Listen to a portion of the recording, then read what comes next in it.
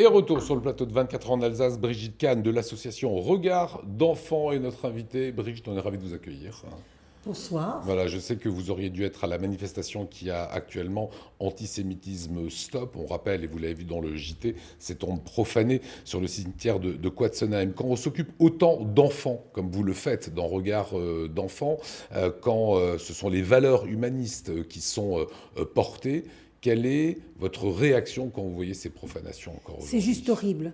C'est horrible puisqu'avec tout le travail que nous faisons au sein des écoles, dans les structures spécialisées, et de voir ce qui s'est passé aujourd'hui, mais on a juste un sentiment d'écœurement. C'est pas possible, c'est pas possible. Je pense à toute ma famille, à toutes ces personnes qui reposaient en paix et qu'on agisse comme ça n'a pas de mort. Est-ce qu'il faut des nouvelles lois sur l'antisémitisme?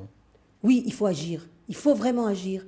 Nous étions la semaine dernière accueillis par le Premier ministre, M. Édouard Philippe, qui nous a remis dans le cadre de la DILCRA, donc c'est la délégation interministérielle de la lutte contre le racisme, l'antisémitisme et la haine. Nous avons gagné le 3e prix. Donc d'un côté, je suis très fière que ces élèves avec qui nous travaillons, les élèves de Marlenheim et de La Broc, ce sont des élèves extraordinaires qui ont vécu des moments fabuleux Alors, avec on nous. voit ces images quand vous étiez avec le Premier ministre. Voilà, et je voudrais lire justement un petit message que un des jeunes m'a envoyé, Paul, qui me dit « Bonjour Madame Kahn, ces 2 jours à Paris resteront à jamais gravés dans ma mémoire.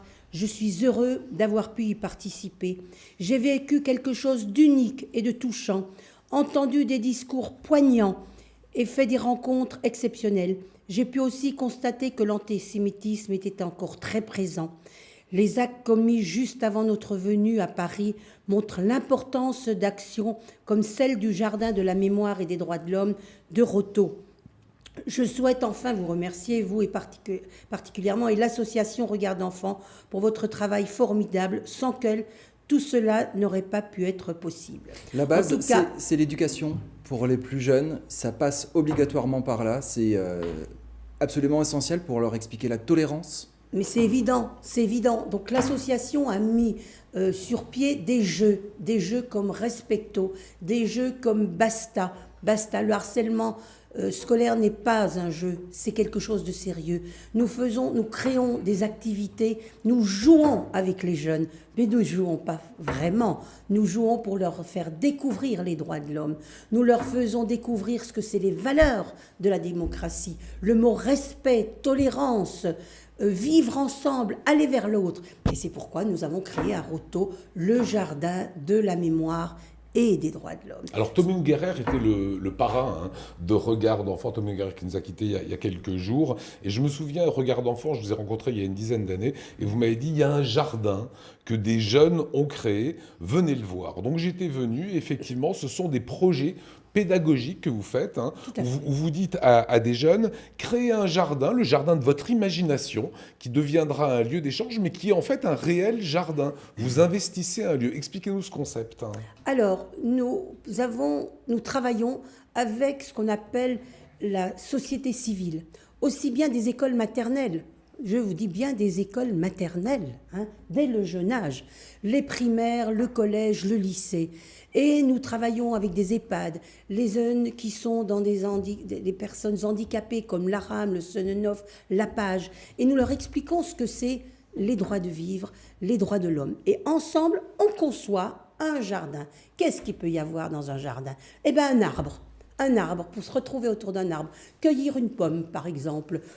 Le plaisir de le planter déjà. Un arbre, c'est quoi? C'est nos racines, notre identité. Le tronc, c'est nous actuellement. Et les branches, eh ben, c'est l'avenir, ce sont ces jeunes. Et là, derrière vous, je vois ces tombes et ça me fait mal au cœur de voir cette croix gammée là derrière Justement, vous. en arbre dans un jardin, une croix gammée sur une stèle juive, ça dérape comment? Parce que ces messages de tolérance, on les entend un petit peu tous les jours. On ne vit pas dans une société, une démocratie, où on explique la haine de l'autre. Il y a énormément de gens comme vous qui expliquent ça. Qu'est-ce qui dérape? Je ne sais pas, ça me surpasse. Mais en tout cas, ce que je peux vous dire, c'est que plus que jamais j'ai envie de continuer, plus que jamais j'ai envie de continuer à rencontrer ces jeunes, puisque les jeunes, ils naissent innocents. Ce sont les adultes qui leur apprennent ces mauvaises choses. Et dans les jardins que nous créons, on crée un jardin avec un arbre, une table autour de laquelle on se rencontre, on partage, on déjeune, on joue, on se rencontre. Et puis on plante ensemble. Et voilà ce qui est important, c'est de se retrouver, de prendre le temps de se retrouver, de partager. Et c'est ça la spécificité de Regard d'enfant. Alors les projets sont proposés à la ville, hein, souvent, et Regard d'enfant, bien sûr, qui décide de tel jardin qu'on va faire. Et lorsque le jardin est inauguré, eh bien, les petits jeunes qui ont participé à ce jardin deviennent des ambassadeurs des droits de l'homme. Oui, alors ça, d'abord, on a un concours. C'est un beau symbole. Hein. Très, très beau. Alors, on a un concours, et chaque année, on a un concours. Alors, cette année, c'est Imagine la Cité des droits de l'homme.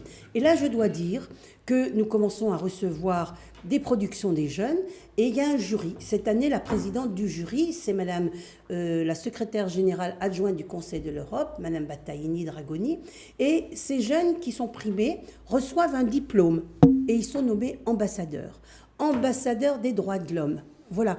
Et bien sûr, comme vous l'avez dit, notre parrain était un fidèle ami personnellement, donc Tommy Ungerer. Et le prix que nous avons eu la semaine dernière, nous l'avons dédié à Tommy, puisque Tommy restera toujours notre ami et notre parrain. Donc ces jeunes sont des ambassadeurs et ils ont pour mission d'aller rencontrer d'autres élèves. Et c'est ce que nous sommes en train de faire, ceux de Marlenheim et de La Broc. Avec nous, nous les avons formés, vont dans les écoles primaires et apprennent parole de jeune à jeune.